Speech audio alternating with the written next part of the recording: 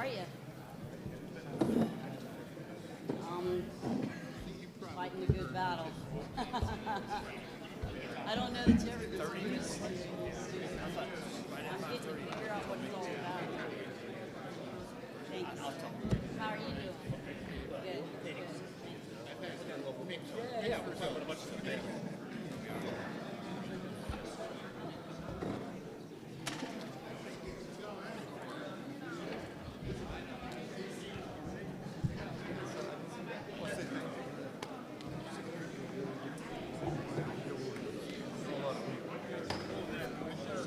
How are you, sir?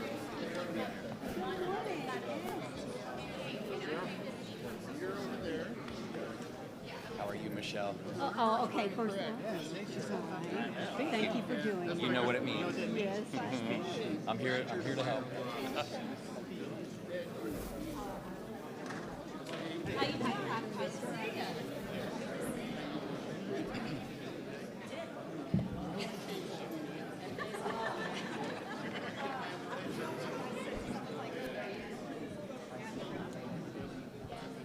Yes, I did. That's next Tuesday.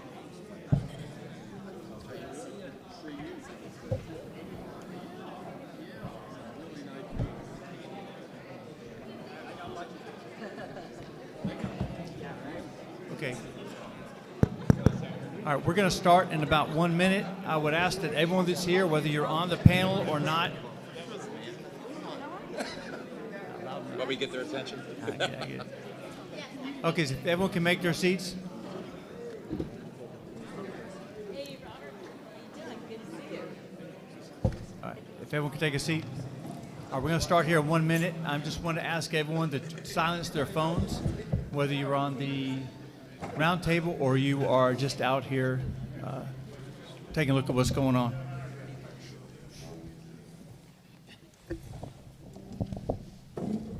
Before we get started, I also want to say that there will be some cards in the back, actually sheets. So if you have a question or if you have a comment, Ronnie Rivera, our neighborhood specialist, is sitting back in the back, and he has some sheets. And if you, again, you can ask a question, you can make a comment, you can do whatever you feel like you need to at this time.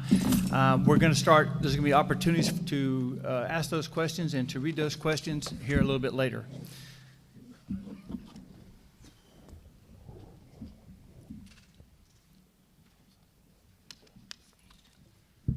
Looks like everyone's here, so we'll go and get started. Thank you all for your time. I do want to introduce the panel and say how much I appreciate it. Jeff Burgosh, Commissioner, Commissioner Lumen May, Commissioner Robert Bender, Senator Doug Broxson, Councilmember Delarian Wiggins, our State Attorney Ginger Madden, Chief of Police Eric Randall, Dr. Michael Rhodes for the school district, Pastor Lonnie Wesley from Greater Little Rock Baptist Church, Commissioner-elect Mike Kohler, Representatives Michelle Salzman, State Representative Alex Andrade, and Mayor-elect D.C. Reeves. Everyone's been asking me all week, what do we hope to get out of this? And my answers are all the same. We're going to have a discussion about gun violence. We're going to have a discussion about violence in general. And what I hope to get out of this is a conversation, a dialogue that where we can identify where we are right now, but also identify maybe some strategies. Maybe there's strategies that we learned from other communities. Maybe there's strategies that have worked here locally. And then we'll let you know what our current situation is. The real situation, not a perception, not anything like that. We'll tell you what the numbers are, and we'll tell you how they're happening, and then we can have that open dialogue. I don't want someone to monopolize the conversation, other than me, clearly. But I feel like I should give you the kind of the ground rules. So I'm going to give some numbers, some homicide numbers, and a little bit of violent crime numbers, and then we'll open it up. There's no set way that I want to talk about this.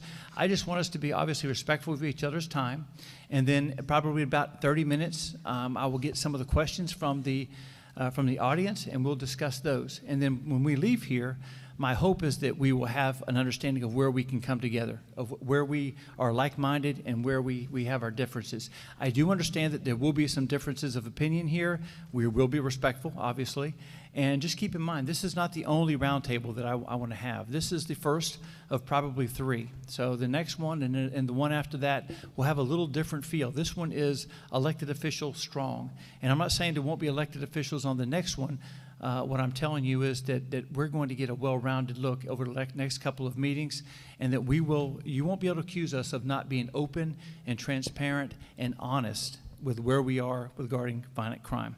So let me get started here, because again, I don't want this thing to drag on too long, but I do want to give everyone an opportunity. Current situation at the Escambia County Sheriff's Office: 25 homicides. 68% of those homicides have been cleared. 60% are high risk or drugs, so that those that are involved are likely to end up, if you consider that 68% are cleared and 60% are high risk, those are pretty high numbers.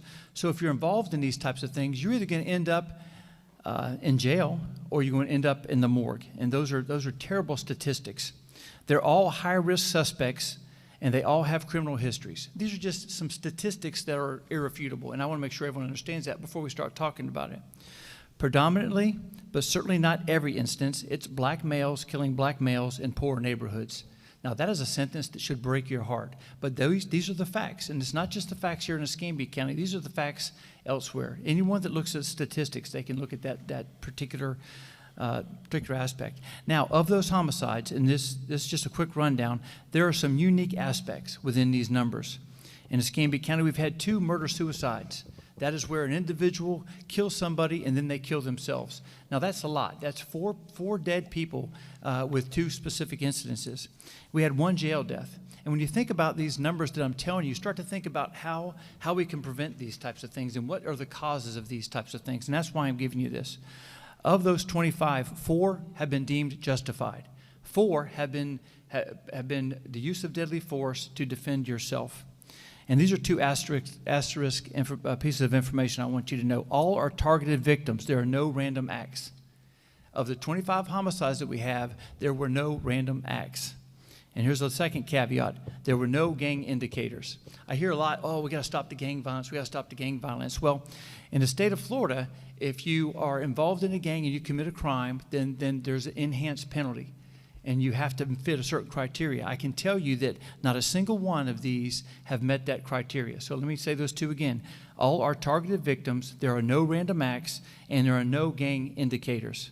So that's the murder outlook in Escambia County. The violent crime, and I'm only going to say one thing about this, but this involves homicides clearly, robbery, sexual batteries, aggravated assaults, aggravated batteries, and these numbers are all about the same as they were last year or a little lower. So you may hear about the crime is going up, but statistically, that is not true in every benchmark. Now, again, that could change tomorrow, it could change within the next couple of weeks, but I can tell you that these numbers that are considered violent crime are at or below last year's level. All right, so what do these numbers, what do we do and what we have done? It's important since I'm starting this, and then we will have this conversation, it's important for us to say, to take a look and see what we've been doing. So we look at best practices throughout the country. I talked a little bit about what other communities are doing, and there are 3 consistent recommendations. But quite frankly, they're all over the place. If someone had the answers, then they would have given it to us way before this. But I'll tell you the 3 consistent recommendations. The first one is tracking recommendations. They recommend that you have a system that you track this violent crime. Well, that's not really an issue in Florida. Florida does a good job with UCR. The agencies, the local agencies, the Escambia County Sheriff's Office, Pensacola Police Department do a very good job of tracking and giving the information that's actually that's accurate. The second consistent recommendation is technology utilization. And probably myself and Chief Randall will talk a little bit more about some shot spotter stuff, but they recommend that you make use of the technology that's available, and we can hit on that a little bit later on. The third one is the one that's all over the place, and I'll call it social recommendation. And that includes parenting, mentoring, after-school care, mental health, economic opportunities, which covers everything, right? And I think that that's probably where our conversations are going to lead anyways. But I want to make sure you understand that that's also one of the recommendations that the FBI uses, that other big cities use when they're trying to combat violent crime. So lastly, I want to tell you what we're doing, and then, because I don't want to say, I want you to open it up and say, well, why don't you do this? And we've been doing that for years. So it's important for us to let you know what we're doing. First thing is increase police presence by doubling our gun crimes unit. So I want you to know that we have filled all of our vacancies at the Escambia County Sheriff's Office, and we have doubled our gun crimes unit. So if anyone's thinking, well, what you got to do is increase police presence, that has been done. Now, I'm not saying we couldn't use more, because we can always use more, but we haven't been sitting on our hands. We've been doing that. The second thing is creating a partnership with our federal authorities. You'll hear that 60% of our homicides are the result of two things, and that is domestic violence, and that is high-risk behavior, drug crimes. So we're working on a partnership that had not existed before 2 years ago with our federal authorities, and we have made a lot of headway. Speaking of the sheriff's office, and I'll turn this over to Eric Randall in just a second, but we partner a lot on some interdiction efforts with the Pensacola Police Department. The next thing we do is mentoring initiatives, and some of these, again, or some of them based on a recommendation. I'll point to the Blazer Academy, and there's a reason we target teenage boys first. It's because the young men that are 13, 14, and 15 are just prior to the age that we're seeing a lot of these gun crimes. So we're trying to get that mentorship early on, and I can tell you that our engagement opportunities our engagement initiatives are the talk of the state. We get calls almost every week about what we're doing with a Blazer Academy, with movie nights, with all these other engagement opportunities. So those are the things we're doing, and I'll briefly say the two things that we're planning, and then I'll turn it over to someone else. Planning, technology. I talked just a little bit about one of the recommendations of the use of technology. So what we're planning is a real-time operations center to make use of all the technologies. The shot spotter is basically a microphone that identifies a potential shot, and then it has a series of cameras around it, and if it hears that, it'll point all those cameras to that location and hopefully get a tag number or get an individual that's responsible for that. What you need, though, is because it goes by square miles, and it's not really as effective in rural areas as it is in urban areas. So I would imagine that, and again, I'll turn it over to Chief Randall in a second, but that it's probably more conducive to the city of Pensacola downtown than it would be out in the rural areas of Escambia County. However, there are some areas that we continue to see some violent crime, and that I want to go ahead and take a look at this shot spotter. But the plan is to put shot spotter along with our real-time crime center. And our hope is that we log all of this information into every business that wants to cooperate, the school districts, or every school, so that we have a real-time crime center. So if an event happens, an active shooter at a school, or an event takes place anywhere, that we will turn it over to this real-time crime, and we have screens all over it. I can tell you that Bay County has one, Okaloosa County has one, Mobile has one, all of the cities that near us have one, but for some reason we have not yet entered into that. So I've identified a funding source, I've identified a location, and we're just working on getting that technology and then potentially getting the shot spotter to incorporate with us. And obviously it's going to take some conversation with our school district to make sure that we have access to all the school videos as well. Last thing is domestic violence awareness, campaign, support, empowerment. If what I just said is true, and we have the statistics to back it up, that it's high risk for domestic violence, then how do you stop domestic violence? We can't park in everyone's home. We can't be in everyone's driveway. We don't know when a domestic violence is going to take place. So if you're going to combat that, then you have to have some sort of an awareness, some sort of an early intervention, some sort of a support system around the victims of domestic violence before they end up getting killed, and then also to empower them to be able to walk away, to be able to live somewhere else. Now, this is all easier said than done. I understand that. But I just want to give you an idea of what we see at the Escambia County Sheriff's Office, and I want to give you an idea of what we plan on doing at the Escambia County Sheriff's Office. So with that, I'm going to open it up, and I guess I'll start here. And again, try not to talk as long as I have. I just wanted to make sure that the information was out there. And then remember, if you're watching, we want to know what you have to say. We want to know the questions that you have, because not everyone in here has an answer, and we're going to continue to discuss this thing for the rest of the night. So I'll look to my right, and Commissioner Burgash, if you have something to say, I'd be glad to turn it over to you. Well, first, Sheriff, thank you very much for impaneling this group. I want to thank the folks at the Community Center for hosting it. And I also want to recognize some folks that are in the audience. We have a great panel here around the table, but I think one aspect that was missing was the judiciary. And luckily, I know a judge. He's my brother. And I invited him, and he's here, as well as retired judge, multi-decade, Tom Danheiser. And I think it's important for the judiciary to be here as well, and I appreciate them being here. Sheriff, we want to do from the county, speaking for the county, we want to do whatever we can to help you in the near term, in the midterm, in the long term. But I know a lot of these issues come from the community. and you have to react to these things. So, I hope, my hope as a takeaway from this day is that we look at some near-term strategies, technology, some mid-term, and then some long-term strategies, perhaps, that we can discuss with our counterparts in the legislature, and to incentivize maybe putting families back together. The fatherless family epidemic. 40% of the kids in this county don't have a dad in the house, and that's devastating. And of course, the problem's acute in some pockets of the area. So it's a big topic.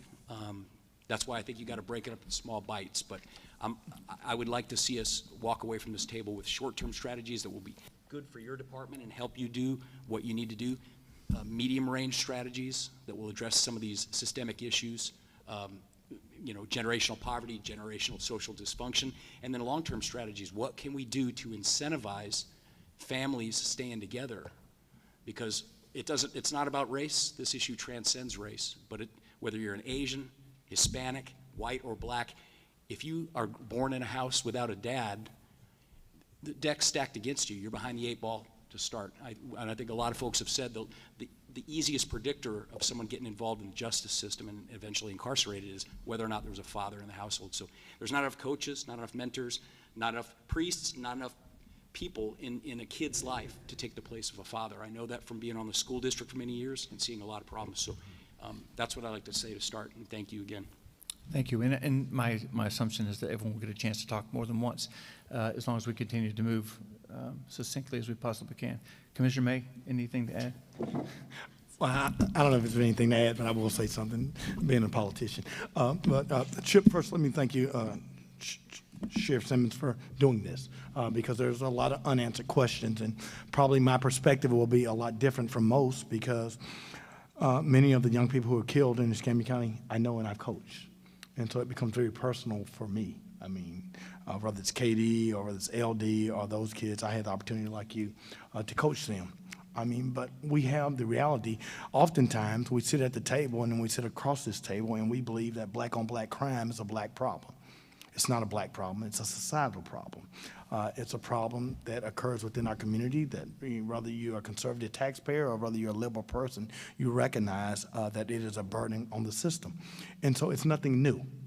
In 1977, there were more black people killed on black crime in the streets of America than the Vietnam War of 9 years. And so it's nothing new. And so if any one person had the solution, we wouldn't be here today. I mean, so to me, the underlying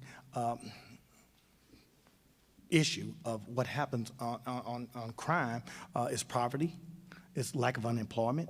There are no they're not middle-class black kids, they're not rich black kids killing each other. It's poor black kids in America that are killing poor black kids. And overwhelmingly, when you look at the children who are killing each other, they are underserved, underemployed, or lack of employment that happens within their community. And so we can't put it on law enforcement to incarcerate our way out of this. I mean, this is the end of a systemic problem of the oppression that happens in the urban core of all of our communities. And so we have an opportunity to empower and to embrace and to give opportunity. And so that's why for me, you know, I don't think there's a magical solution of one product that's going to happen to solve it. And so that's why I push forward to have summer employment programs and to get children employed. I employed to give intern programs because middle-class black children, upper middle-class black children are not killing anyone.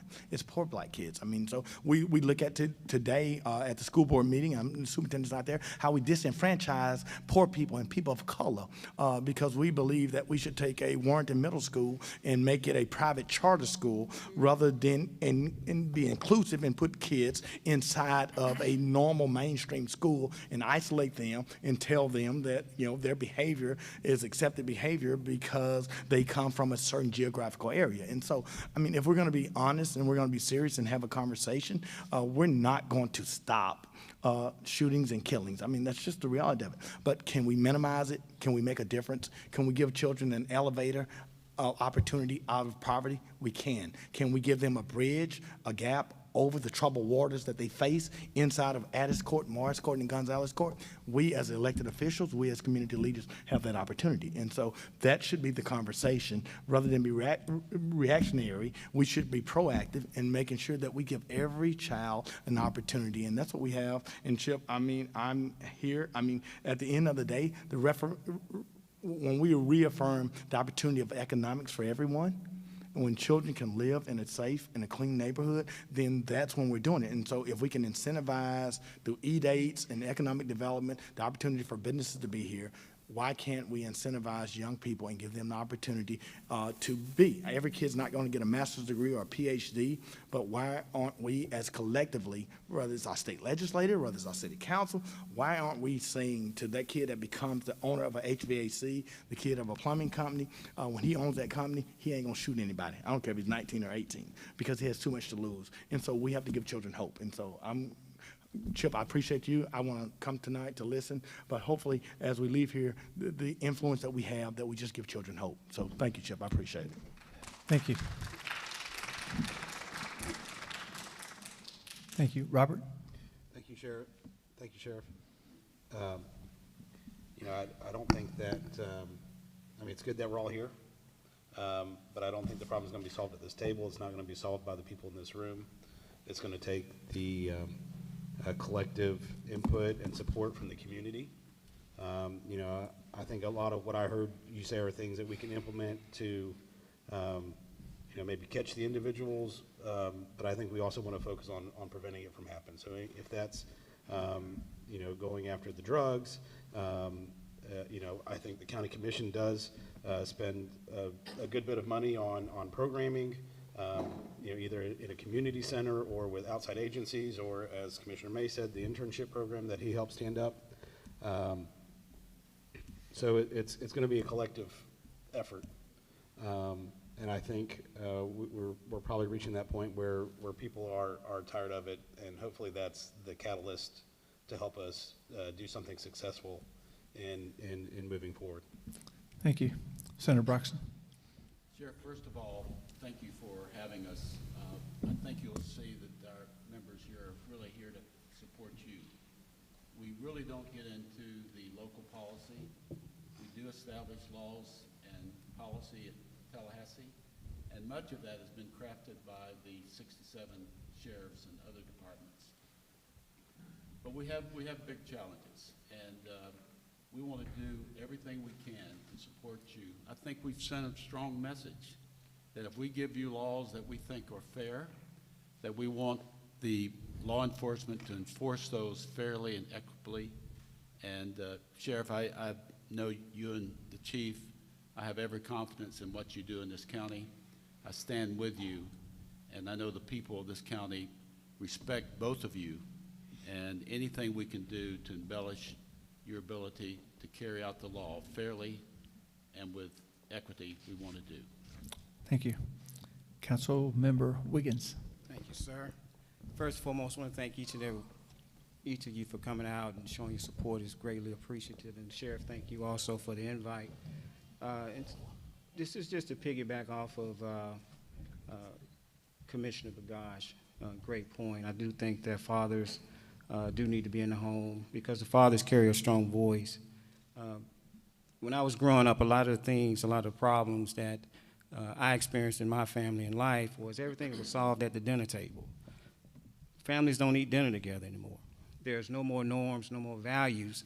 The norms and values now are watered down through what I call virtual reality games or cell phones. No one is really communicating with the kids anymore. The kids have more say-so over the parents than the parents have over the kids. So I think we need to get back to true norms and values and sitting down and breaking down these things to our children, because a lot of the times they really don't understand. So I think, we need to teach them more about problem solving, how to solve problems, how to deal with conflict. Some of our children in the communities don't know how to deal with conflict. So I think if we just go back to some of these things, we will start to see a change in our community. But if we don't, if we continue to use this way of thinking, we will always recycle the same experience. So we have to start changing some of the things in the way we look at our kids and look at our communities in order to effect some true change in some of the things that we've seen over the last couple of weeks, especially with the gun violence. Thank you. Ms. Madden? It's so wonderful to be here, and I'm glad to see such a great turnout. You know, we'll spend a lot of time tonight, I'm sure, talking about ways that we can go forward and help solve a lot of these problems that bring us to the table tonight. Unfortunately, in the position that I'm in, by the time it gets to me, the deed has been done. It doesn't matter how it got to that place, how they grew up, whether they had a father in the home, whether they grew up in a poverty area of town. It's been done, and now it's up to me to deal with it. One of the things that I think is most important for my office, and I've put a lot of emphasis on in the last 2 years with my assistants, is rebuilding the confidence that the public has in the prosecutor's office, that we will treat each case fairly and ethically for all people. The way that we look at our juveniles and our juvenile justice system, how we treat them. You know, as Lumen said, we can't incarcerate our way out of this. Bad guys need to be behind bars. Violent criminals need to be held accountable, and they will be locked up if I have my say. However, there is a segment of the population that we must consider alternative sentencing. A lot of our juveniles, a lot of crimes, nonviolent crimes, where we can explore alternatives so that we don't see them continuing to come back. If we're not going to lock someone up for the rest of their lives, they're coming back out. And I promise you they're not coming back out a better person than when they went in. Exactly. Again, I want to go back to the community. It's very important to me to restore that confidence and to be involved and to be invested in the community I serve. I appreciate you, Sheriff, tonight for bringing us all together. Thank you. Chief Randall, I probably should have went to you earlier to talk a little bit about technology, but now is your opportunity. Thank you, Sheriff. I think you covered it all, but I want to say thank you for the opportunity to be here tonight. I want to thank you for everyone on the panel, and thank you for the community that showed up, because that's important. You know, if any way we're going to solve this, it's going to have to be a partnership with the community. I've done this for quite some time, and in 2 different communities, and some of the same thing: gun violence and violent crime. You know, I've had the unfortunate opportunity to sit with too many families, young, old, indifferent, to hold moms, to comfort dads, to comfort brothers, sisters, and uncles about a loved one that's been lost over senseless violence that goes on in these communities. I don't know what the full answer is, but I can guarantee you, and I can promise you, from your law enforcement community here in Pensacola, we're going to give it everything we got. When we leave each day, we lay it all on the table, and we're all committed to making sure we're making a difference in the community, so the citizens of Pensacola, greater Pensacola, can live, work, play, raise a family, and have a good time. But we have got to come up with a way to mitigate gun violence in these communities that is senseless. There are a number of factors that come into play from a law enforcement standpoint: engagement, technology. I'm a big technology guy because, you know, I've seen the value of some of this technology and how it can be very proactive in reducing crime and saving people's lives, and taking those that are the perpetrators off the street when they're committing minor crimes, or they're possessing a weapon or selling drugs and things of that nature before they get to the point where they're ending a life. And then we have to increase the value of life, the value of human life, because it has been devalued at every aspect. When did it become acceptable to take someone's life? When did it become acceptable to discharge a firearm in a community? I don't know if you know this, but when a gun discharge, we're missing a lot of shots fired calls because people become so immune to it in their community that they just figure that nothing can be done about it. That's unacceptable. So tonight, I want to take this opportunity to hear some of the solutions and some of the ideals that we can employ in addition to all the other things that we're going to do in the community to make sure it's safe. Because what I'm going to do and what the sheriff's going to do, we're going to walk across that threshold of sanctity, that threshold of safety. And the question you should ask yourself is, who is going to join us? Who is going to come on the journey? It won't be easy. We will have some setbacks, but we're on a mission. Thank you. Dr. Roberts? Yes, good evening. Good evening. First of all, I want to thank you for the opportunity to be here representing the Escambia County School District. As an educator, we educate the kids of Escambia County who walk from the community into our schools. That which happens in the community happens in the schools. What I'd like to take away from here today is not just, first of all, I ditto everything that has been said prior to my opportunity to speak. What I'd like to take from here is those concerns. We talk and we talk, but I think we're at a point now where there's got to be action. We've got to have a plan and put it in place. Kids have become desensitized because of technology, TV, or whatever. The games they play are all destructive, violent. They use weapons as a source to answer a problem. We're at a point, at a crossroad, where we've got to do something. It's not a black, white, poor, rich, economic, mom, dad. It's our problem. And we've got to do something, sense of urgency. I would like to see the educational system put something in place to train kids. Kids have forgotten that there are options. You think twice before you act. They just simply think that an act of violence is acceptable. When you sit down and you talk to them and you try to engage them in the thought process. Now, we can say it's the pandemic. They've been out of the traditional school setting for 2 years. They're coming back. We have lost good kids, black kids, white kids, and it is up to us to reach out and save them. It's not that they cannot be saved. They do not have the tools by which to function properly. Kids have become desensitized. They think shooting someone is like playing a game. They will grab a weapon, whether it's a gun, a pen, or a pencil. Violence on the buses, in the cafeteria, playgrounds, everywhere. We're in a crisis, and it's time that we confront it head on. I know I'm a product of a fatherless family. That is nothing new. There have been strong mothers, strong grandmothers. We can pinpoint, we can say that they fit into this at-risk category. That does not answer, neither does it resolve the problem.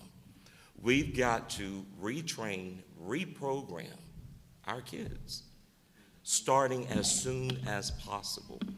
Pre-K. You can walk into a kindergarten class.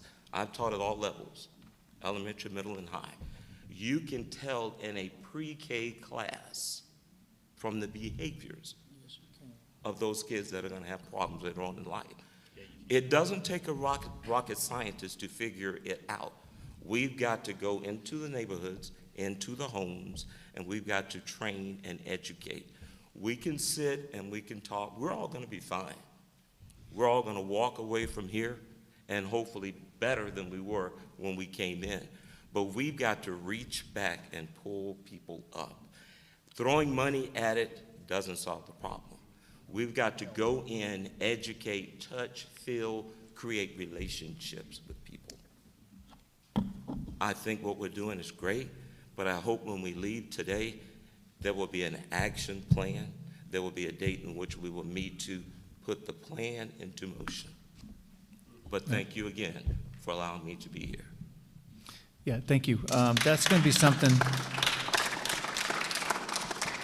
just so everyone understands, once we go around the room briefly, and then we're going to answer a couple questions, probably 3 at a time, and then we're going to get down to it, because I've already told you what we're doing. I've already told you what we're going to do, and then we're going to ask what you're doing. So get ready. This is what are you doing? Because we can talk and talk and talk, and I ain't about that. We're going to put the bad guys in jail.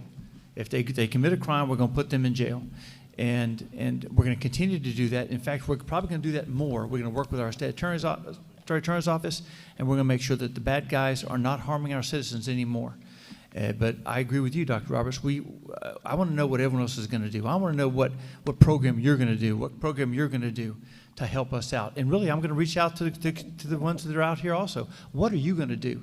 because this is not just a law enforcement. I've told you what we're going to do, and we're going to continue to do it. We're going to do it professional, but we're going to do it harshly, right? If you violate a crime, a law, we're going to put you in jail. I set you up, didn't I, Pastor Wesley? Go ahead and get it. I was waiting for the amen, and you never gave it. So you on a roll. I'm just glad you put a microphone in front of a Baptist preacher. That's all I'm glad. Yeah, we thought about it. So no, not me, brother. Trust me. I know how to get out. Harry Edwards, the longtime noted sociologist, civil rights activist, he's been talking about this for years. I'm just going to take two of the favored subjects of Mr. Edwards. One is culture, and the other is the importance of athletics. Culturally, we can put many of what's been said already under the umbrella of culture. Whether it was an intentionally built culture or a culture that was unintentionally built. This particular culture that has us here tonight knows no race. It knows no economic standards. It favors the poor. But there are rich white kids who are just as victimized by this culture as they are poor black kids. So it gets us then to the question of how did this culture come to pass, and then how do we counter it? Personally, I think those two questions are much bigger than what can be answered tonight, my friend. I think those two answers to those questions are much bigger than, if those answers were readily available, somebody would have already answered them in this country. That's just how tough that cultural nut is to crack. I want to choose my words wisely here, because everyone in the building won't understand me when I say that as a country, we are suffering from the results of what some people believe have been planned actions. Black fathers just then wake up one day and say, I'm not going to be in my house today. That's right. That's just not the way it happened. And I think all of us here tonight are mature enough to understand that. Whether they were put in prison rightly or wrongfully, there's a reason why they're not in the house, or why we are not in the house. Even if you go across racial lines, as someone on this tape I think said, whether white or black fathers, there's a reason why that man isn't in the house.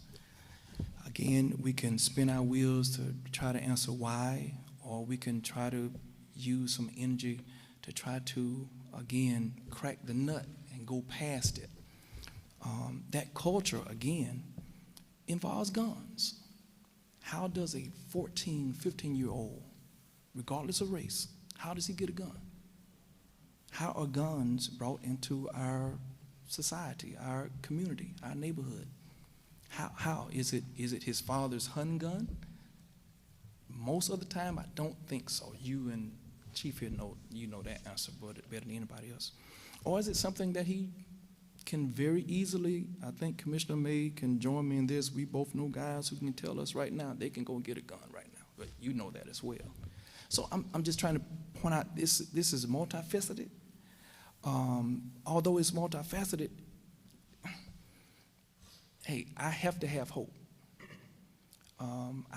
And I do have hope that tonight will be the beginning of a conversation that will lead to answers to give our children that same hope, regardless of race and regardless of their economic stature at their homes.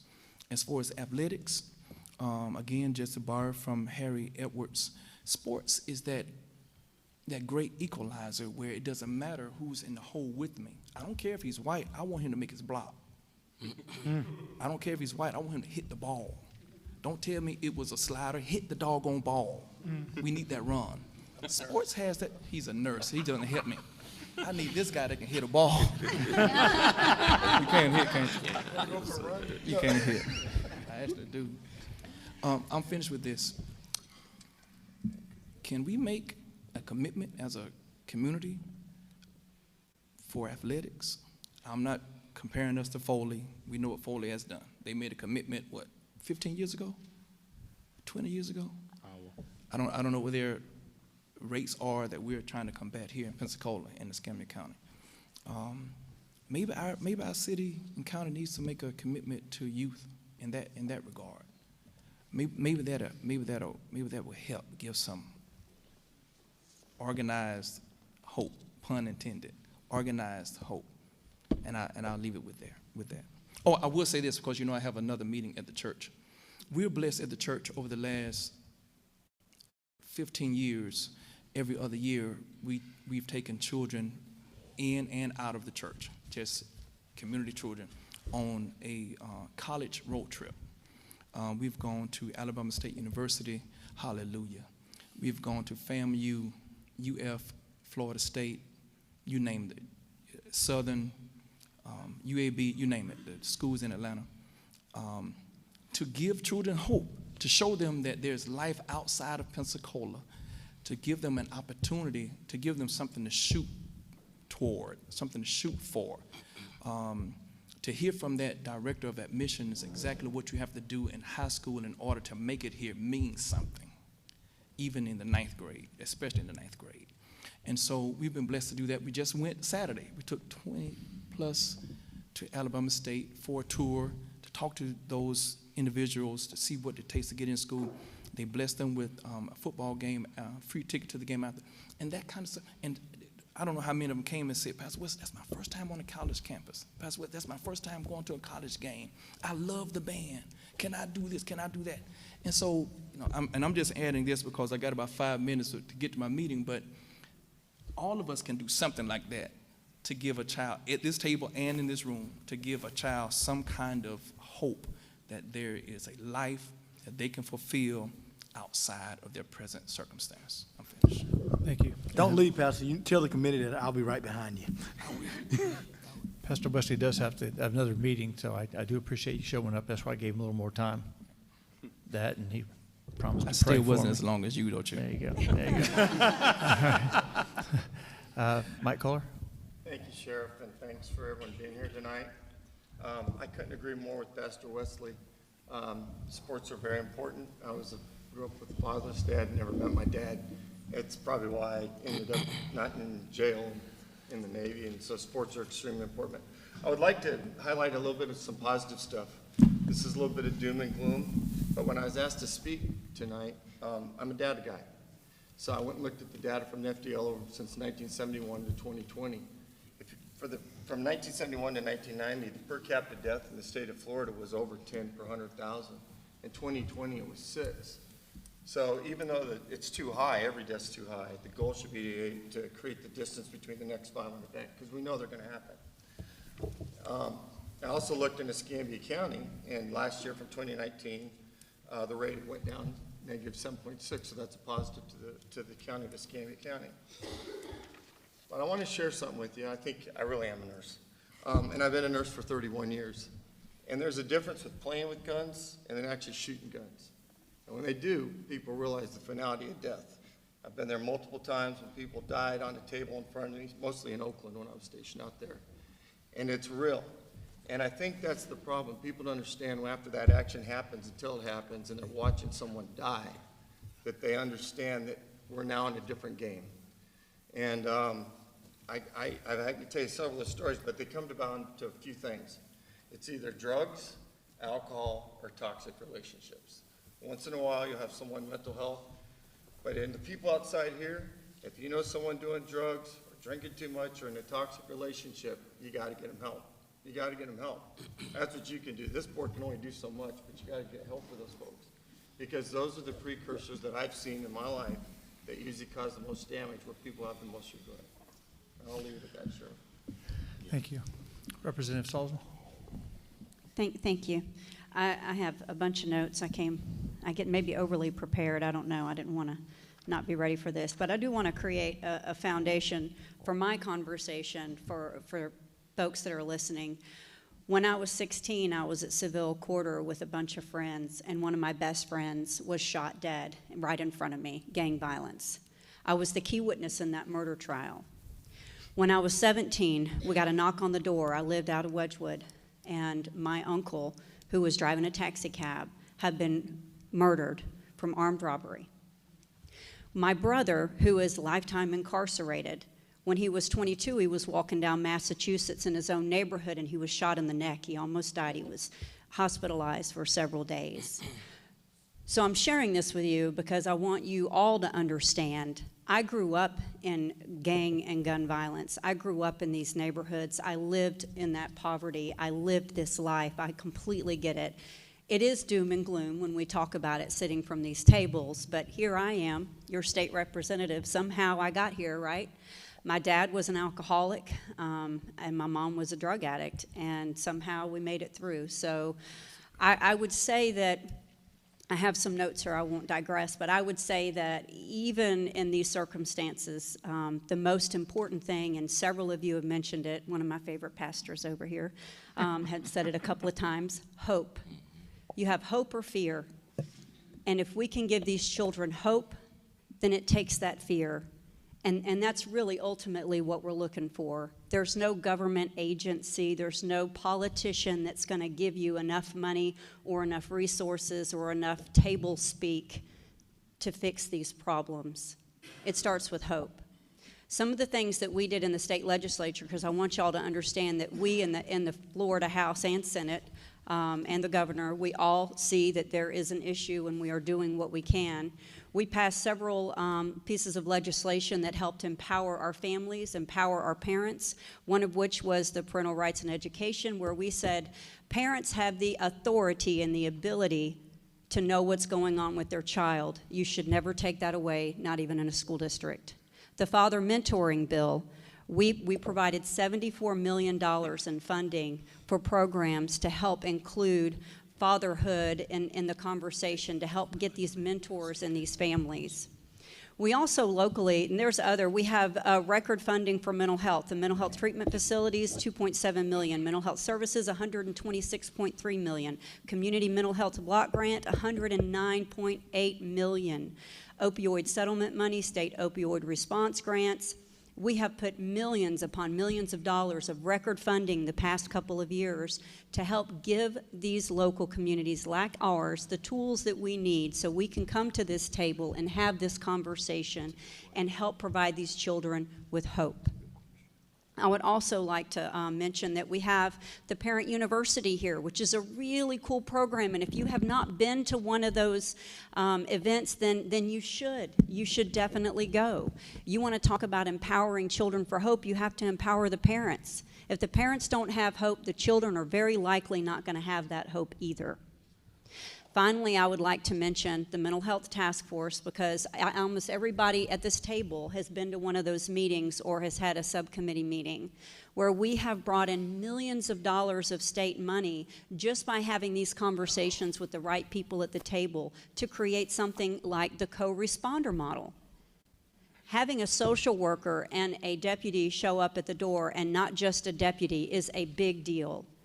When it's at that turning point where a family's either going to go to jail or possibly go seek help, it's good to have that social worker there so we can do the right thing. We put a lot of pressure on our law enforcement to clean up the mess that we as families are creating. And we have to do better. Go outside, knock on your neighbor's door, and ask them how they're doing. Don't wait until the ambulance comes to pick them up. So I would implore all of you to get really engaged in whatever program it is. I love the sports concept. But it really, Chip, we're here. We should be listening to the community instead of each other. All right. Alex? So I wish Pastor... Is this thing on? Yeah. All right. So I wish Pastor Wesley was still here, because I was going to mention that every now and then he comes by First Baptist, and my pastor Dave Snyder goes over to Greater Little Rock and preaches.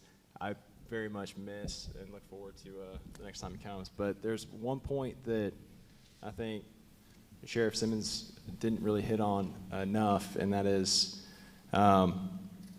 regarding our murder rates, the clearance rate for Escambia County, the rate at which they solve these murder rates is higher. It's more efficient. It's better than our state average. So when we're talking about the shot spotter or anything else, we're talking about instances where this community and the rest of us at this table, other than law enforcement, have somehow let something slip through the cracks.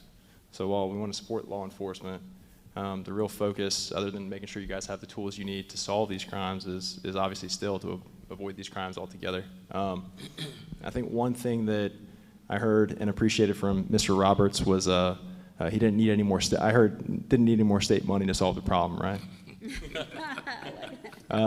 But the other aspect was we have to reach out and touch these kids. So,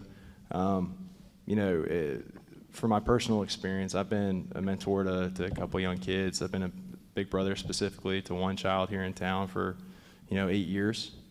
And it took 5 years for me to find out that there was any instances of domestic violence in that household. We were driving past Gulf Coast Kids' house, and it was pointed out, I've been there before.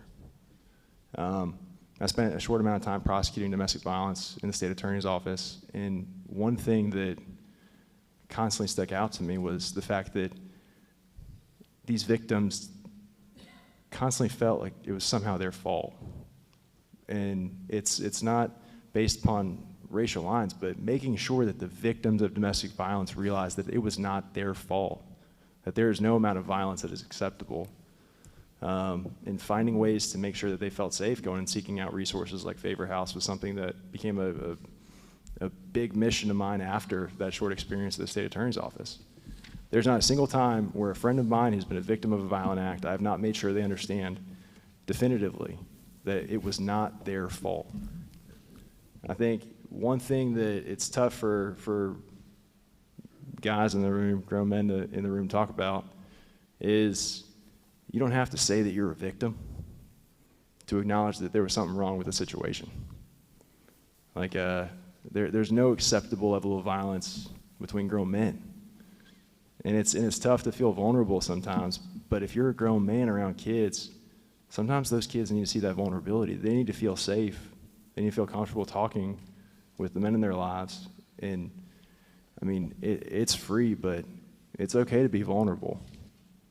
Because when you're vulnerable around a child who's watching every move you make, they'll be more comfortable understanding that there are alternatives, that the first choice they make doesn't have to be violence. It's exciting to hear about the record amount of mental health funding that the state's receiving, but we're still about to lose a major amount of capacity for behavioral health here in Escambia County, Northwest Florida, and that's something that we have to work on at the state level. But ultimately, the societal aspects that we're facing starts way before law enforcement even gets involved. So I'm going to wrap up just by saying, I'm here to listen, to be receptive, and to commit to continuing to help promote and engage the societal aspects that are leading to some of these violent acts here in Escambia County. Okay. Mayor? I will be brief, but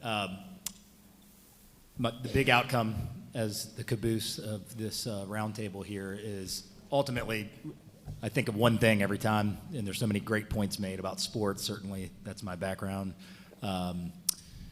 But if we can have one outcome tonight that we all really decide that there is no your neighborhood in mine, that every neighborhood's our neighborhood. There isn't, well, that's in the county and this is in the city. Maybe I'm new here. Maybe I'm naive. But until we can accept that, until we can say that every kid in our school district is our kid and we treat our community that way, maybe it's pie in the sky. But I really feel like if there's one murder in the city of Pensacola and it affects someone you know or you love, that's one too many. So thank you, Sheriff, for bringing this together. And what I hope is a desired outcome here is that we all at this table and everybody sitting around here can maybe relook at how we look at problems that happen in our community, whether be it education, be it affordable housing, be it violence. So with that, I donate the rest of my time to hear from the people that we're here to listen to. All right, so here's what we're going to do. Everyone is, if we got around the table, I'm going to ask a couple of these questions that are submitted from the audience, and the answers are going to be really short because we do not have time to go over this too much. If you really, if you choose to answer the question, then please do so, but please do so quickly. And then after the meeting, you can elaborate if you'd like to. We'll do 3 at a time, and then we'll move on. Tom Danhauser asked, how bad is the problem of guns being stolen from unlocked cars? Bad. I will tell you that when I was police chief, we had a little presentation from ATF, and it showed that if you get a gun stolen in a car here in Pensacola, it could end up in New Orleans and vice versa. We seized over 1,500 guns in 1 year. So if that tells you anything, 1,500 guns off the street, that means there's a lot more that are still out there on the street. I can tell you that people need to lock their doors. That's how quick I'm talking about the answers. I do not want to downplay these answers, so if you have any more follow-up, please contact us after the meeting. Don Hunt, Sheriff's Office, what is the age bracket and/or average age of those involved in gun violence? We talked a little bit about some of the things, and I know one of the recommendations was a curfew. Well, a curfew is typically for people that are obviously under 18. The people that are committing the crimes, the homicide crimes, are in their low 20s. The car burglars are 16, 15, 14, 13, but if we're talking about homicides or gun violence, those are 20, 21 years old. So that's the age bracket. Percent of male versus female, almost every single one of them are male. I can't think of the last time that we've had a female. Tyler Miller, at a time when gun violence is out of control in Escambia County, why does our sheriff choose to make his role more of a PR position rather than a law enforcement position? Well, I will say that if speaking to kids about dangers of gun violence is PR, if speaking to victims of families and telling them how heartbroken you are, how much you're going to work on their case is PR, if bragging about the heroic acts of our deputies is PR, if setting up a round table for gun violence is PR, I'll keep doing that kind of PR. I will tell you that Mel Pino, to everyone, who was going, and I won't answer this one, so I'll bring it to the board. Who was going to take responsibility for our lack of mental health services? Not now, not in the future. Anyone want to take up? I'll take it. Shoot, it's the the state. I mean, I've been very vocal about the fact that I'm fed up with any kind of finger pointing about individual facilities. The state needs to do a better job right now of incentivizing behavioral health services, and that's something that we have to commit to going and finding resources to fix. Very well. I will add on because I can't help myself. But we just recently got a $500,000 grant to start our co-responder team, and that'll start probably really shortly. And it's going to be 2 deputies and 1 clinician from Lakeview Center. So it's a partnership. It is a grant, and it is something that's going to alleviate the the call volume from the deputies that are out there, and hopefully it'll save lives. To the delegation, while second graders throughout the developed world are learning a 3rd language, what are you doing to turn off the NRA dollars so our second graders never have to learn how to act in an active shooter drill or know that they can smear blood on themselves so a shooter may think? Anyways, bottom line is, looks like why are second graders throughout the developed world learning 3rd grade? How can we do better in schools is what I'm really asking. Dr. Roberts? Okay, repeat that question again. I don't know that I understand it as well. It says, while second graders throughout the developed world are learning a 3rd language, what are you doing to turn off the NRA dollars so our second graders never have to learn active shooter drills? Okay, I'll answer it. I don't know what kind of dollars that is that they're referring to in there. All the schools have mental health counselors now. Every school, elementary, all the way up through high school. We're training kids. First of all, education was not designed to do all of the nuances that have come on board. We've drifted from reading, writing, and arithmetic, and we're in a mindset of safety and keeping kids alive, getting them to school safely and getting them back home. So all of those measures that we could possibly have in place to train kids are all data-based. We didn't just willy-nilly choose. They're all driven by studies and designed to be best practices, and we're doing it all at all levels. Thank you. This is to everyone. What can we do as a community to get into neighborhoods to reteach parents how to be parents to start the change of changing cultures? So basically it's how do we change cultures? You know, we've been talking about how we do that. Anyone want to tackle that? Well, can I add just one thing? Sure. State Representative Salzman mentioned Parent University. excellent, excellent. The superintendent has brought that here, and it's taking its hold and making a positive difference. Very good. From Rafael Lopez to the entire panel, can we hold local media and columns accountable for perpetuating and profiting off gun violence through music video? The music on our local radio promotes gunplay, and local businesses buy ads and sponsor at the local shows. This is a lot of money generated. I'm going to take that one because you've got two issues there. You've got the freedom of speech, but that's up to the parents. It's the parents' responsibility. And that goes part and parcel with not having a nuclear family. Kids have a phone. They've got the world right here, the most violent stuff you could imagine, because nobody's looking after them. They don't have a dad looking out for them. You know, you can't take away all of our rights because some parents in some communities are not doing their job. So my answer to that is, look in the mirror. Are you raising your kids right? That's your job. That's not my job. That's right. Mr. Burgosh, we have one straight to you. Imagine that. Imagine that. How fortuitous. With gun violence at a topic in our community, do the elected officials believe that if we provide a more excellent way through education, job opportunities, and life skills, that this will help? Absolutely, 100%. That's the biggest. When I was on the school board, I thought, how can I make schools better? I've been able to do some things as a county commissioner to help make communities better. Great communities make great schools. And so you provide the economic opportunities. Navy Federal Credit Union, ST Aerospace, Circulogene. There's all these companies. Phoenix Labs. We have all kinds of opportunities, but again, it goes back to what kind of guidance are you receiving in the home? We've all heard the saying, you could take the horse to the water, but you cannot make him drink it. Our unemployment rate right now is 3.5%. 3.5%, that means there's jobs out there, but there's people that will not work. Just try and get a project done at your house. There are people that will not work. I can't make them go to work, but providing economic opportunities, opening libraries like we just did in District 1, the first one, giving kids opportunities, working with my friend Lumen May to get good projects and good programs for the students. That's what we do. But at the end of the day, all of that means nothing if you don't have a family giving kids guidance and making sure that they're doing the right thing. That's what we're doing. I just want to interject and say equitable opportunity. Equitable opportunity. Every neighborhood deserves the same opportunity as every other neighborhood. Absolutely. Equitable. Absolutely. Chip. To my dear colleague, unless you align your economic development strategies to educational opportunities, it means nothing. That's right. And so when we talk about hope, and so we can do Navy Federal, ST Aerospace, but when the children at Warrenton Middle School or in the urban core have no hope of ever achieving these, it means nothing on your economic development unless you align it. And that's why this meeting is important, because you have to bring your delegation, your school board, your county commissioners all together. Because we can create jobs and import people from Santa Rosa, Okaloosa every day, and our urban core still fails every day. So that's why it's very important to align those together. Yep, no doubt. Thank you. This is to Eric Randall and myself.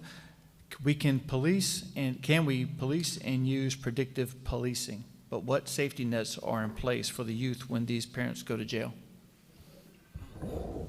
So in the city of Pensacola, one of the things we do predictive policing, and that's where the technology comes into play.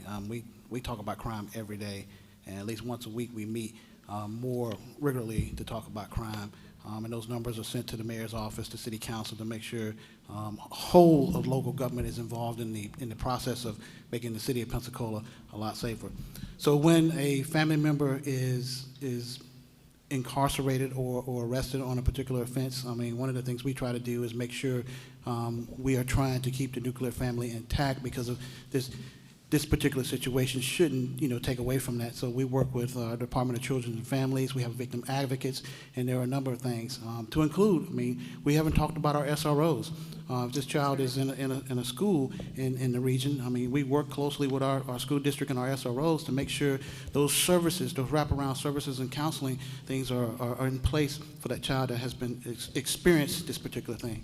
And so those are some of the things that we do to help mitigate that, and I think it's important to continue to look at other strategies and new improved ways to continue to advance that, and also to empower the people, empower the community to stay involved as well. All right, let's hold off on some of these right now. I thank you all for presenting those, but we need to get to some serious conversations, because here's what's going on.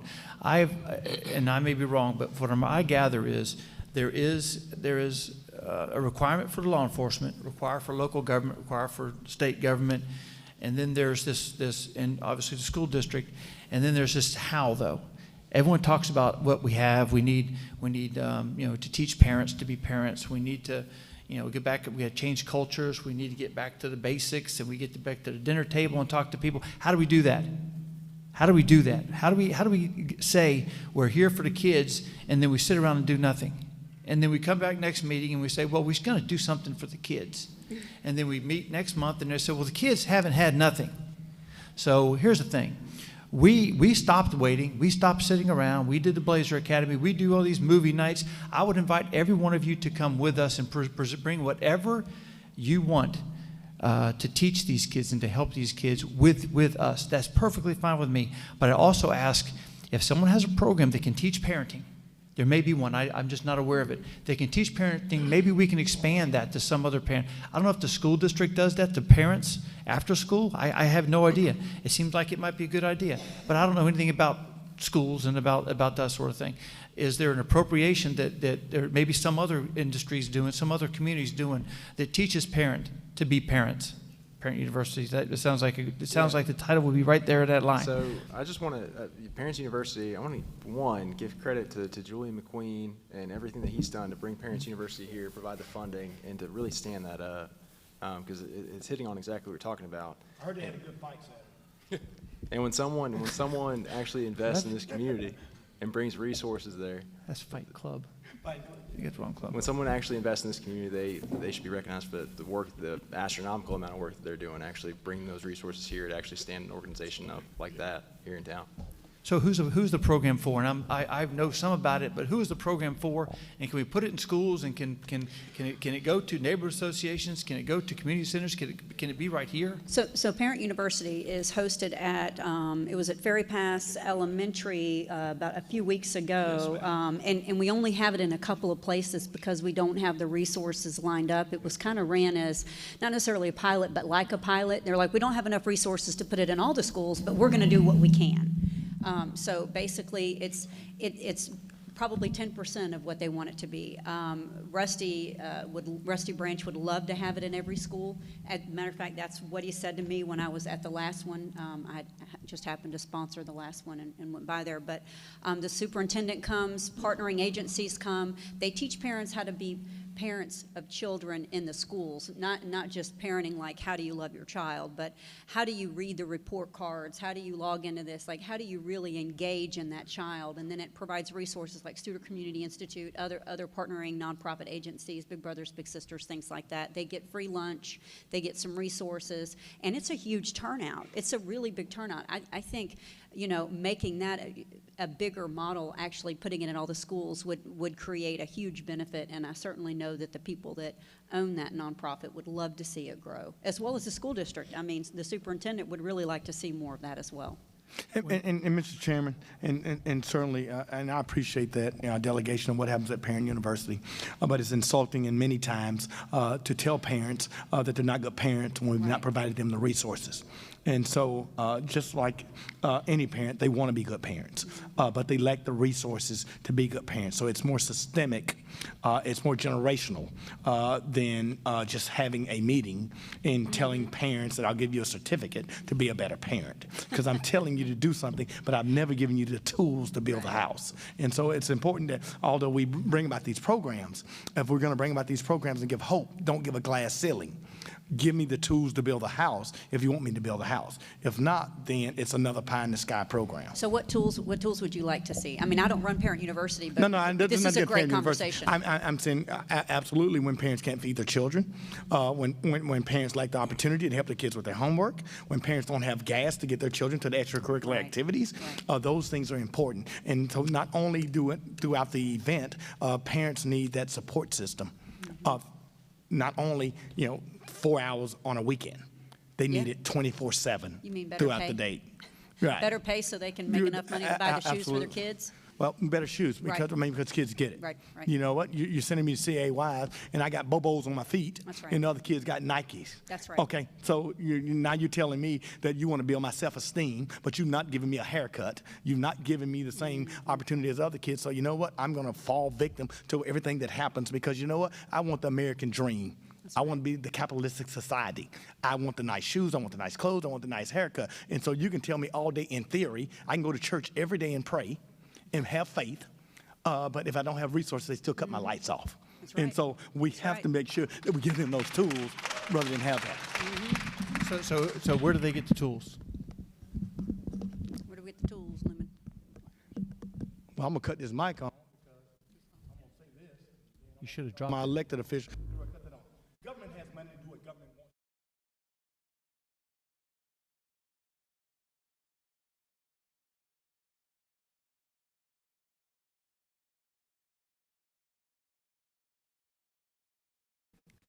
wants. Public housing.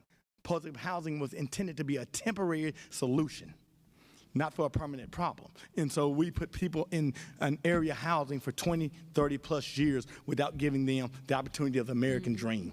We subsidize and we give money, it doesn't matter whether we give it to E-dates, Avalorm exemptions, and we give it to companies, but we don't put it into home ownership. And so that's what we have to do. We have to give children hope. And so what do? It's going to cost to get us out of this. And so oftentimes we think that social services has overwhelmingly taken the money. Before I was elected, and these guys have come, we spent less than 2% of our budget on human services. And the greatest investment is in human capital. And so while we invest in bridges and roads and infrastructure and water, we have to invest in people. And that's what we did, Chip, that's the deal. You said, what can we do? You invest in that and you stop coming into meetings talking about we're gonna have this one big overwhelming solution of how we're gonna save the world. And we save them one child at a time, one block at a time, one neighborhood at a time, and we take that neighborhood and we make it a model. And so for me, as we come out of here, let's save Montclair. Let's save Addis Court. Let's save Mayfair. And then that's how we do it.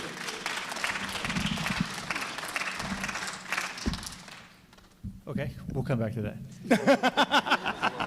No, I'll be going. I got to go to Greater Little Rock. No. I think that identifying a neighborhood is a good first step. Here's my thing is that we can talk about all these good ideas, but someone's got to take a first step. Someone's got to say, well, then I'm going to put it before the board. I'm going to use outside agency funding. I'm going to try to get an appropriation.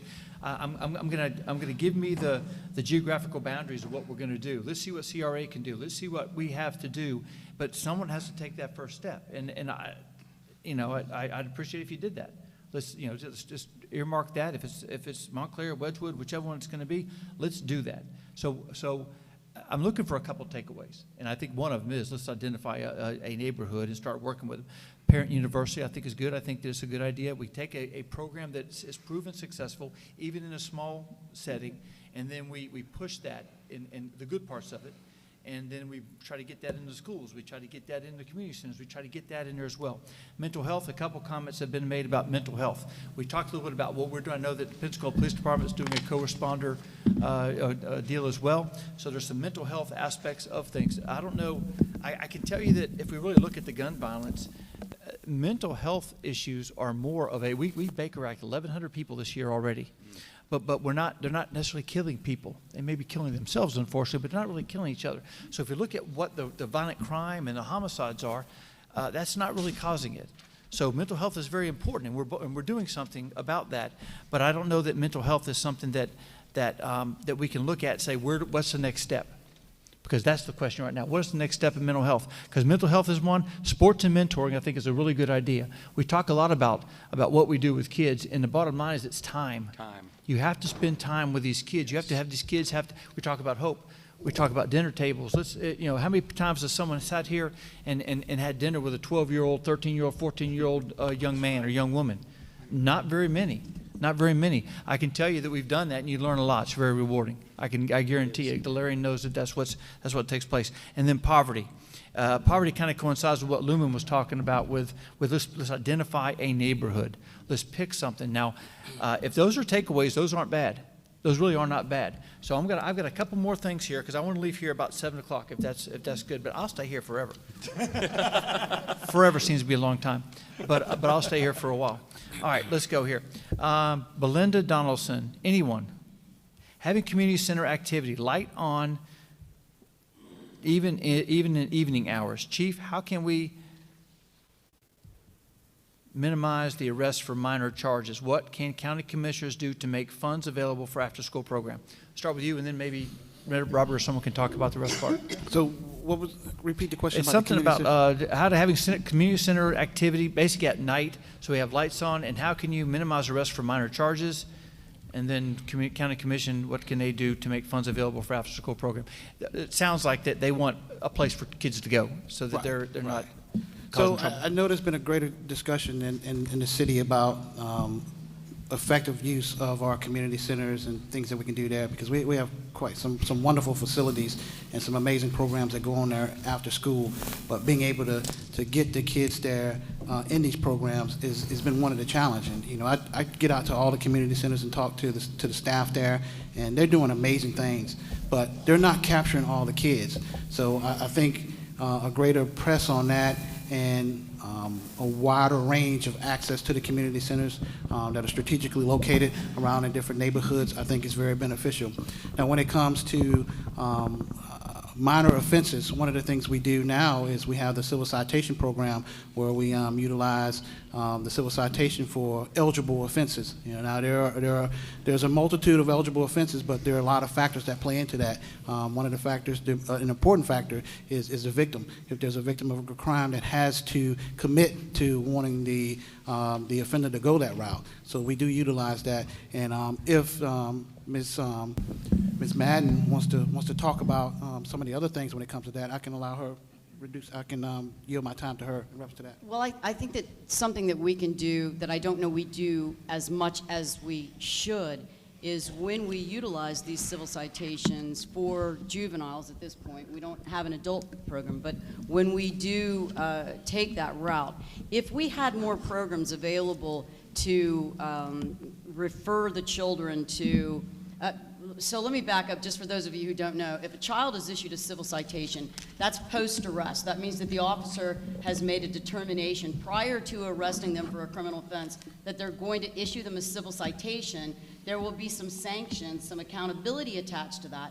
But if they satisfy those requirements, then no charges will be brought. And it eliminates the child from falling into that abyss of the juvenile justice system and, of course, all of the consequences that come with that down the road. As one of those sanctions or accountability measures, if there were services that we could send the child to, for example, all right, son, you know, we're not going to arrest you, we're going to give you a citation, but in order to fulfill your obligation, you're going to have to go attend this counseling service, or we want you to participate in this program. So if we had services like that were available, I would be amenable to incorporating those as part of our, again, alternative sanctions for young people. Pardon my ignorance, but do we do that in the county, or is that just in the city? No, See, in Montclair and Wedgwood, they're not in the city. Well, let me answer this. We do it in the county, too. In the county. Yeah, civil citations in the county place. And let me just say this and be very clear about what we've done since I've been elected, and these two guys came longer. Before we were elected, neighborhood associations, community groups ran and operated community centers. Since my election, we've opened up Inslee Community Center, Brownsville Community Center. Commissioner Bender had something on the agenda that we never, ever invested in human capital. We never invested in youth activities. And so I believe an ounce of prevention is where it happens. You know, I'm not interested because someone's 30 years old or 25 years old that's committing a crime. We can't do anything about that. What we can do is try to prevent those things from happening, and that's why we have to invest on the front end. And so in the last 8 years that we've been elected, the reason that you're in this building is because we opened up a community center in the heart of Brownsville. We've allowed for neighborhood associations from volunteers to operate programmatic things that you will see that outside externally of the county, YMCA and other places where they have a paid staff. And so that's one of the things we're doing in Wedgwood. We're going to put a paid staff there. We have a paid staff here. Over 400 children signed up here for a summer employment program, 300 employed here this summer. Our after-school program, as Representative Andrade has come to, I think, we had over 400 kids in our summer employment program. So we are doing things in the county, but we didn't get into this mess. As I said earlier in my previous statement, in 1977, more African-American young people were killed on the streets than Vietnam. We didn't get in this overnight. We're not going to get out of it overnight. But I am very proud of the efforts. I mean, it may not be what the statistics said at Civicon last night, but I will say that this commission has been very dedicated to investing in children. And so I'm very proud of that. Can I'd like to add one thing, and I'm kind of following up on some of the athletics and some of the community center things that are available to kids. And if they missed the Soul Bowl, their fault. And I really have no idea what I'm talking about, but I can tell you that I have a son who coaches high school football in Atlanta, and he has a really hard time getting kids to come out and participate in sports. And so I'll cross this across any activities, band activities, sports activities, any after-school activities. He has a hard time getting kids to come to practice because if they miss the bus, they don't have a way home. They don't have transportation. He doesn't know if they have a meal to eat when they get home. He had a kid he had to take home with him because his mom didn't get off work till 11 o'clock at night, and the kid couldn't sit at the field house, and he wasn't going to sit at the field house with him. So we talk about a lot of these things that, hey, can we invest in an athletic complex or these community centers or these programs? Maybe we could, in the short run or in the short term, invest somehow in services for the kids in the school to participate in the programs that are already available in the schools. I mean, I don't know, but you've got all of these teams and organizations, but the kids can't go because, again, they don't have a way to get home afterwards. And anyway, just a thought. Robert. So, Lumen, I don't know if I told you, but you put me on the Juvenile Justice Committee 4 years ago, and that's probably been one of the more rewarding committees to be on.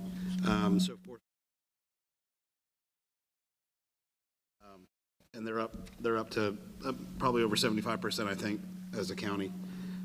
We've worked on direct file. We have organizations that are working with our at-risk youth, and we hear from all of them each time. So there are, I would say, there are probably organizations that aren't here tonight that are doing this work.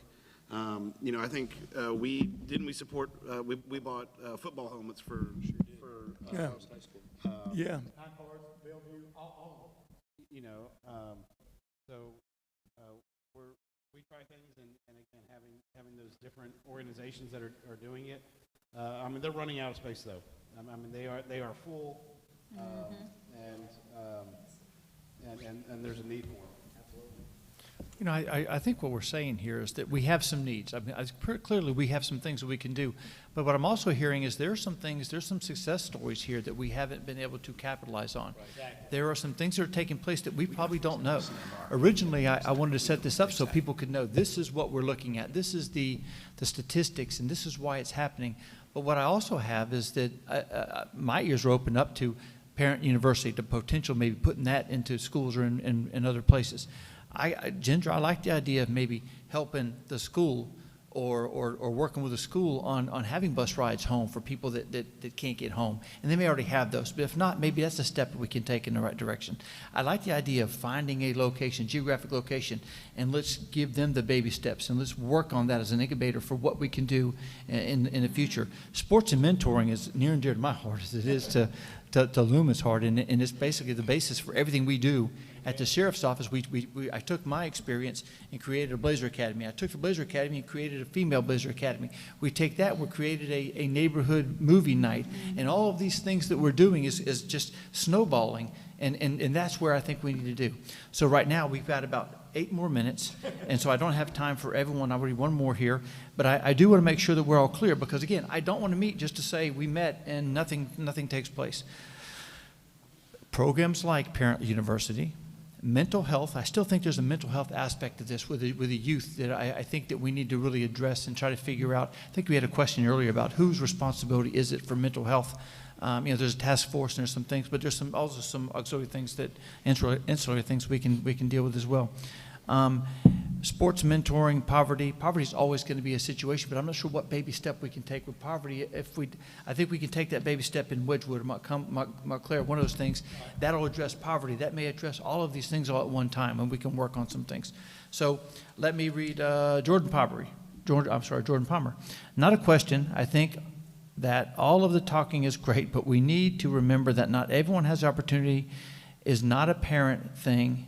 It boils down to a system that has systematically plagued our community. When it comes to people like Lumen, Michelle, Delarian, we need to show our kids they can be what they want to be, and remember when we reach the top to send the elevator back down. Yes. Here's the thing, we need more elevators. we need to get the elevators.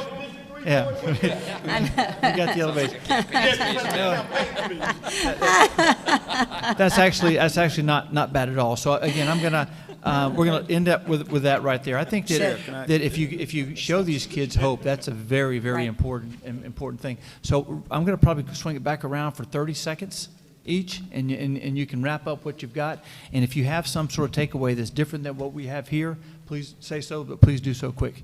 Sheriff, again, thank you for your leadership in this. I would just implore perhaps each of us, because we're short on time, but we all listen to everything that's happened. We each maybe perhaps send you one short-term idea and maybe one long-term idea. And if there's someone in your office, Chip, that would be the repository, if you would let us all know, because I've got a couple ideas and I'd send it, and then you guys can go through it, and maybe at the next roundtable we do it. Thanks to everyone in the community for being here. Thank you. Thank you. Thank you, Sheriff, for being here. And I don't know if it's on, but I'll be very brief. I can just tell you, from Mayor-elect to you, to Commissioner Bender, to Delary, to many of you, you came down to the Soul Bowl. It had 5,000 inner city kids that represented most of the kids. And so you're not just sitting at a round table. You believe in what you have done. And so I want to personally thank you for spending, Representative, your Saturday down with the children who need the help the most. So you guys are practicing what you preach. So thank you so much, Sheriff. Thank you. Robert? You know, one of the things I heard this weekend was, and Dr. Roberts, I know the school district has a number of different programs, but the story I heard was, I remember going, and this person was relaying how I remember when I was in high school that Gulf Power had a program, Cox Communications had a program that we gave the training. So I think part of this may be that we try to get some of our local businesses to come into our education system. I mean, I know I've met with the school district about trying to get a pilots program going because of the shortage of pilots in the future. And I mean, you think of the resources that we have from aviation side that are here locally that could support that. So I don't know if we need to do a better job of getting those programs out and what's available. I'm not shaming the school district any way there. I'm just saying let the public know, and also let them know where there's a need, or let them let us know where there's a need, that we can try to help fill some of those gaps. And hopefully that helps with the poverty issue, or it gives people a career choice and a path that can get them out of wherever they may be. So I just ask that maybe the school district try to, and I've been involved in some of those conversations, but share those and let the community know what's out there. I think that could be a big help, but really where there's a need and where other companies can step up. Duly noted, Commissioner. Thank you, sir. Bender. Thank you. Senator? Sheriff, we could have this conversation in any city center in Florida. It's common every place. The commonality of our challenges are immense. I like your idea of having some baby steps, something that we can prove that works, and then maybe spread it to make it work other places. That takes resources, it takes commitment by a community, and I'd be glad to look at a pilot program that we could do here in Escambia County and see if we could make something work and send that message around the state. Perfect. Sheriff, thank you also. One of the things that we talked about but really didn't elaborate on is the mental health. A lot of our kids that are living in these poverty areas are dealing with PTSD. They're dealing with the issues of seeing a homicide, a dead person sitting on the sidewalk, and they wake up every morning to go to school and they see the blood stains still on the sidewalk. So we really need to talk about and concentrate on the PTSD that our children are seeing in our communities and how we're going to continue to deal with that. I know we have counselors in the school, but my thing is, if we have a homicide in these communities, we got to put some mental health in these communities to help these children. Thank you again, Sheriff, for allowing us to be here. And, I'm looking to do a lot of work. Thank you. Ms. Madden? Sheriff, you and the chief and I, we can't just deliver, as I said earlier, public safety to the community. We have to co-create it. We can't do our jobs without you, and we're here to serve you, and we need you to help serve our services. And I look forward to any input that I can get from the community, any way that I can help. Again, with services that I can send my defendants to, or my juveniles, whether they're adults or juveniles. I need those services so that we can stop the recidivism and we can stop them from coming back and committing additional crimes. Thank you. Chief? Once again, I want to say thank you for putting this on, Sheriff. Thank you for all the elected officials here and all the others. And thank you for the community for showing up. You know, there's three things. You know, one of the things I feel my responsibility, yes, is about crime and making sure the city is safe. But also, I think I have another responsibility that I take on each and every day, and I think it's really, really important to the youth, is being in the community, having those conversations with the kids, and letting them know, hey, you can do what I do. You can be just like me, and giving them the opportunity and helping create the roadmap for them, because I think that's important to instill some hope in the children. And also, you got to be part of the solution and not the problem, each and every day. And lastly, this is a thing I talk to about my staff all the time, and you probably heard me say it before, but this is the creed that I live by each and every day, and I think it will help us be a better community. Ask yourself each and every day, what have I done today, no matter how big, how small, to make my community a better place?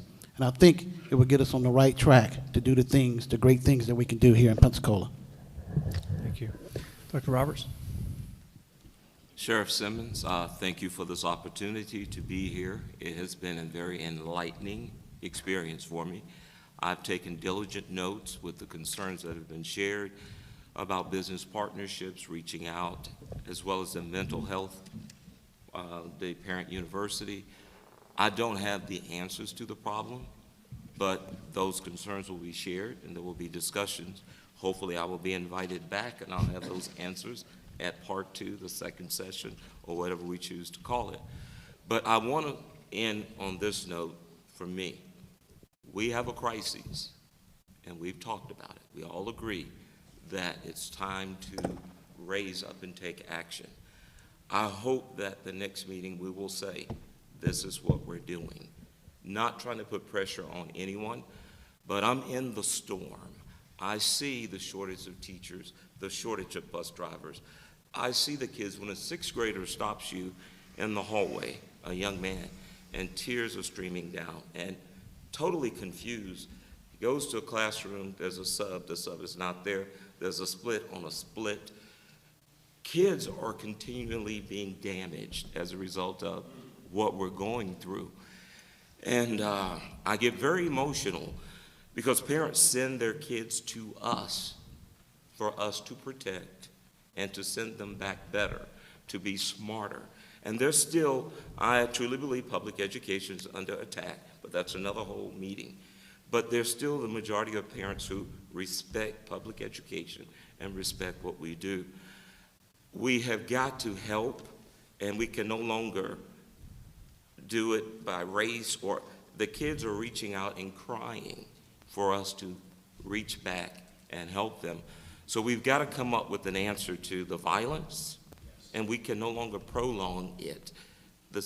I cannot stress to you how important it is, because we're all going to pay the price. We're talking kids that are going to be damaged for generations. And we can say it's a pandemic. That has not helped. But we've got to figure out how to get kids to understand that in life, you're going to be faced with many challenges, but there are always options. And we use the word hope. I didn't, but that's what I'm trying to say. We've got to plant. We've got to put that seed back in all the children and water it and nourish it and do all that we can. Let's move from talking to doing something. Parent University is good, but there are some things we've got to work out. It's big, and it's new to our area.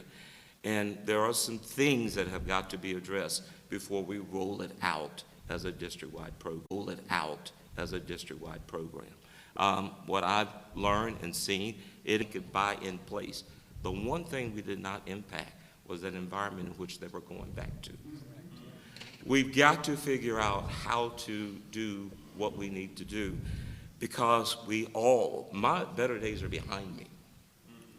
My life is, I'm on the other heel, the other side, trying to get ready for the better place that I hope is a better place. We have got to save our kids because it will affect all of us, and that impact will not be good. Mental health, we do have classes that we offer, but they're just like any other class. When you roll out a program that's on a Chromebook or a computer to 25 or 30 kids at a time, they just hit the buttons. And every once in a while, you'll get a kid that writes a comment that says, I need help. But we're missing so many. State legislature did mandate that we must do something, and we're doing it. The quality, but we're checking the box. Right. We're checking the box. There is help, and I think if we continue to have these open discussions, we'll hit upon the answer. I think we will too. Mike? Thank you. Thanks, Sheriff, for putting this together. I did a lot of listening here, but there's some things I heard that any program that has behavioral change requires three things. One, it has to have someone motivated, it has to have a support group, and it has to have resources. We hit a little bit of that, but not all of them. Same thing with tobacco cessation, any of those things. And I think we need to work on that. I haven't seen the curriculum for Parent University, but if it doesn't have some of those things in it, it may not work. The other thing, I'm not really a big fan of electronic training because it doesn't have the warm touch people need as human beings. It's the same thing in East Center leadership. You got to reach out and touch people. It's the same thing with kids with problems. Harboring anger. I wish we would have talked a little bit more about that, especially with boys. Boys need to release that anger before they're in a critical situations where they're in trouble with the law. And there's ways to do that, but that's really important because most of these kids are harboring some sort of anger for some reason. And that's where the root cause is before we get there, and that's where you got to identify that and get that out so they get some help. I heard a lot about mental health being in the healthcare industry for 31 years. It's a lot more complicated than saying mental health. There's not enough people in the healthcare pipeline. The legislator could help with trying to help with that, fund more people to do it. There's just not enough healthcare providers. I get 3 to 5 texts a day to go work all over the country. There's just not, and they're in competing interests and stuff. So if you want help from the state, that's how you can help. And the last couple things I want to say is, if people perceive that the violence is worse, the same thing you learn is if you lead people, the perception is what matters. We have a responsibility to listen and try to come up with some solutions, which you did, and I appreciate that. But I want to leave with a little bit of optimism. Looking at the data, knowing you have good people here, the people in this room, you need to go out and do a warm touch. I heard a lot of times in emergency rooms when someone would say something, they said, I never really thought Johnny was this bad. And they knew that the kid was in trouble. I never thought this was going to happen, but he was having problems. If you know someone that's on the edge, get them help. Because I'm telling you, I've heard that story so many times you can't imagine in an emergency room. So reach out to someone, touch them. Let's all do our job. Thank you. Michelle? Thank you, Sheriff. What we owe this community is accountability as elected officials. We owe them the accountability. So I'm looking forward to the next meeting that we have. I hope that we have a follow-up meeting where we can discuss either the plan of the micro touch and all those things, or we can discuss how the initial response was where we actually enacted that. And I know that you're a man of action, and I'm not saying anybody else at this table isn't, but I just want to make sure that people know that we will be accountable, we will follow up, and I look forward to that. Thank you. Alex? Well, I didn't mean to make public schools feel like they were under attack. Did not come across that way. No, sir. I mean, in the past 4 years, I've passed laws to make sure that every Medicaid eligible child, regardless of whether or not they have an IEP, get the mental health services they qualify for in schools, and that the school district doesn't have to pay for them. I've done plenty. We can talk about recidivism, restorative justice. We can talk about any number of funding programs in schools or outside of schools. The most impactful thing that I think that I've done, aside from mentoring young men here in town, is starting a charity called On Bikes, which many of you around this table have actually supported, and I appreciate y'all for supporting it. It's not solving the problem, but how do you eat an elephant? We provided close to 4,000 bikes to kids in this community through charities that serve kids day in and day out in this community in the past 7 years. We can't, not a single person can solve one thing, but we've done a lot around this table in this community. And I think celebrating some of that, recognizing some of that is a good point when you're talking about leading and people focusing on what they actually see, what's in front of them in perception. But as far as accountability, yeah, let's continue to be accountable and let's continue sharing our notes.